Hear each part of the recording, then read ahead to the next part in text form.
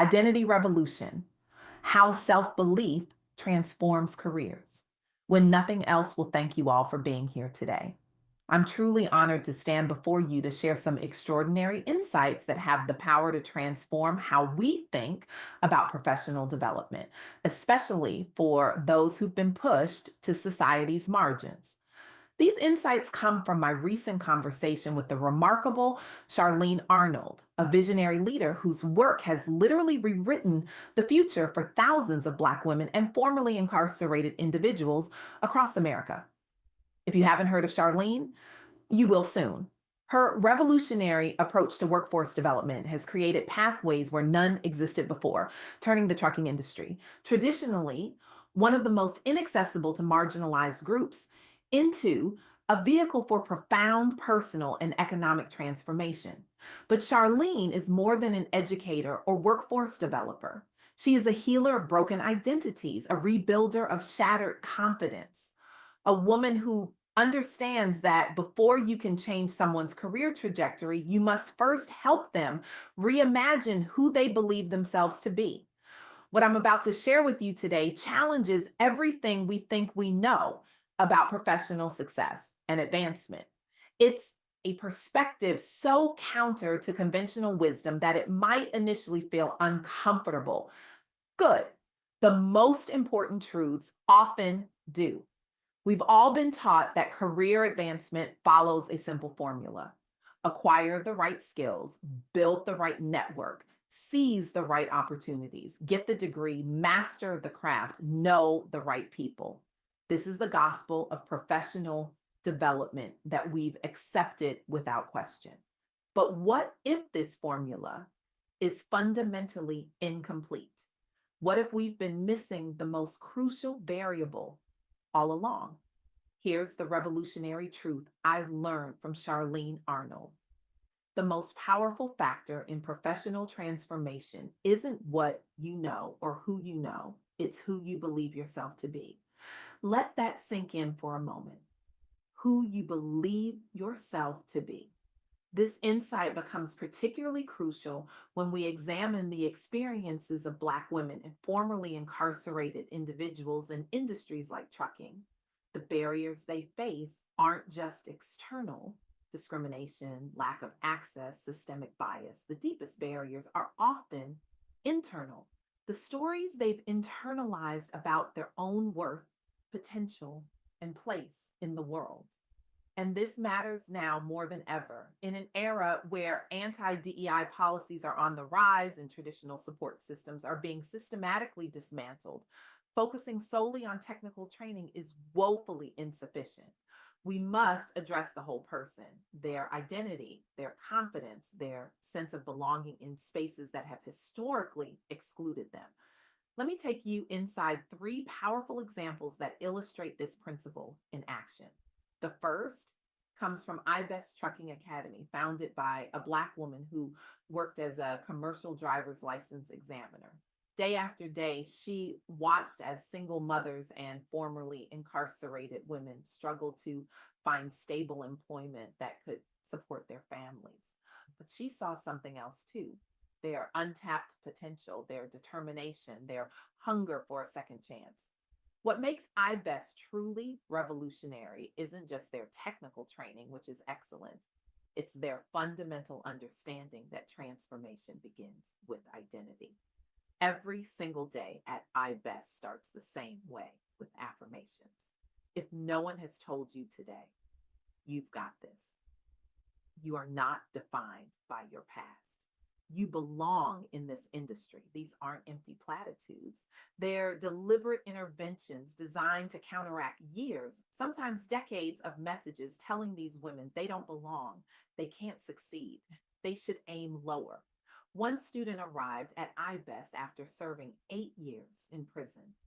When she first walked through the door, she couldn't look people in the eye. She apologized constantly for taking up space. She doubted she could ever succeed at anything, let alone master the complex skills required for commercial driving. But something remarkable happened during her time at iBest.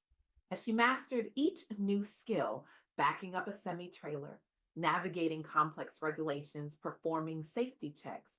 Her posture began to change. Her voice grew stronger. She began to see herself not as an ex offender, but as a professional driver with valuable expertise to offer. By graduation day, she stood tall. She spoke with confidence. And when she received job offers from three different companies, she negotiated her salary and benefits like someone who knew her worth. The results speak for themselves. Graduates of IBEST secure commercial driving positions at rates 30% above state averages for reentry populations. But the numbers don't tell the whole story. These women don't just find jobs, they find themselves. They discover an identity beyond their past mistakes or society's limited expectations. The founder built this academy after witnessing limited options for her own family members post incarceration.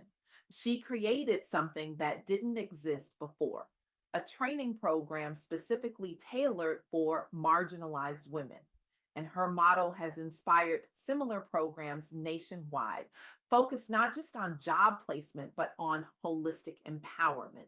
But individual programs, however successful, exist within larger systems. And those systems are changing, often not for the better. This brings me to my second example: the devastating impact of DEI rollbacks on federal employment. Recent policy changes resulted in significant layoffs among Black female workers at federal agencies. The statistics are sobering. Black women lost jobs at nearly 10 times the rate seen across other demographics. The loss of DEI initiatives removed crucial pathways into leadership roles. Many of these women had decades long careers derailed overnight. The message was clear and devastating. You don't belong here. Your contributions aren't valued. Your presence isn't necessary. But here's where the story takes an unexpected turn. In response to these systemic challenges, grassroots organizations created informal mentorship networks online. They paired laid off professionals with private sector mentors committed to diversity despite public backlash. These networks didn't just provide practical support like resume reviews or interview preparation, they addressed the deeper wound, the assault on identity and belonging. Mentors repeatedly affirmed, this isn't about your worth, this isn't about your capabilities, this is about systems that need to change. Some displaced workers transitioned into entrepreneurship. Others found new roles in corporations still prioritizing inclusive hiring.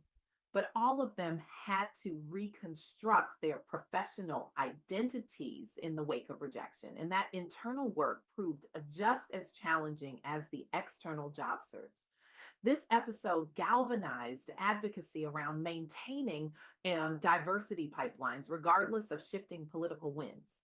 It demonstrated that when external systems fail, community based support can help preserve not just livelihoods, but identities. The third example takes us to Jobs for the Future, or JFF, a nonprofit that has been working nationally since the early 1980s. JFF connects underrepresented groups, including millions facing barriers to quality jobs through innovative training models. Traditional educational paths often exclude those without resources or prior credentials. Many employers remain hesitant about non traditional candidates, even when talent shortages persist. JFF recognized these challenges and developed a comprehensive response. They partner with local organizations, including those led by people of color, to deliver industry specific boot camps. But crucially, These programs don't stop at technical training. They provide wraparound services like childcare support and transportation stipends. They create communities where participants can rebuild their sense of professional identity. By 2033, JFF aims for 75 million Americans facing economic barriers, including large numbers of Black professionals, to secure quality jobs through these systems focused interventions. Their evidence based approach has been recognized nationally, with thousands of alumni who have moved from low wage work into middle class careers. What makes JF's approach particularly effective is its cultural competence. They understand that different communities have different needs, different strengths, different ways of building confidence and identity. Their programs aren't one size fits all, they're tailored to the specific communities they serve. These three examples illuminate a profound truth. When we address identity alongside skills, we unlock transformation that reaches far beyond a job title. We create change that ripples through families and communities for generations. This insight challenges our conventional wisdom about professional development. We've been taught that skills lead to opportunities, which lead to confidence. But what if that sequence is backward? What if confidence, a secure sense of identity and worth, is the foundation upon which skills and opportunities can be built? This isn't just positive thinking or empty affirmation. It's a fundamental reframing of how we approach career development, especially for those who've been marginalized or excluded. Let me be clear about what this means in practice. It means that programs serving Black women and reentry population must address three levels simultaneously. First, identity transformation. Real change comes not just from learning new skills, but from reshaping how individuals see themselves as leaders, innovators, and agents of their own destiny. Second, community support. None of us transforms in isolation. We need others who believe in us, especially when we struggle to believe in ourselves. Mentorship, peer networks, and supportive communities aren't luxuries, they're necessities. Third, practical skills and opportunities. Technical training, job placement, and career advancement strategies remain essential, but they must be built on the foundation of identity and community. This three-part approach is particularly crucial now as we navigate an increasingly hostile landscape. The barriers facing Black women in similar groups are deeply rooted in policy shifts, economic trends, and workplace culture. Yet, with targeted support, mentorships, affirmations, community, these barriers can be broken. So, I stand before you today with both a challenge and an invitation. The challenge is this: examine your assumptions about what drives professional success. Ask yourself, have I been focusing too much on external factors and not enough on internal transformation? Have I been helping people acquire skills without helping them reshape their identities? Have I been opening doors without ensuring people feel worthy of walking through them? The invitation is to join a movement that recognizes the revolutionary power of identity in professional transformation. Whether you're an educator, employer, mentor, or simply someone who cares about creating a more just and inclusive world, you have the power to affirm someone's worth, to help them see possibilities they've never imagined for themselves, to say with conviction, you belong here, your voice matters, your contributions are essential. What would happen if we all decided today, not tomorrow, that our worth isn't defined by old labels or statistics? How might your next step look if you truly believed you've got this, regardless of what doors have closed behind you? I leave you with the affirmation that has transformed countless lives through the programs we've discussed today. If no one has told you yet, you've got this. Your worth isn't determined by your past mistakes or society's limited expectations. Your potential is vast, your voice is needed, and your future is waiting to be claimed. All praises to the Most High. Thank you.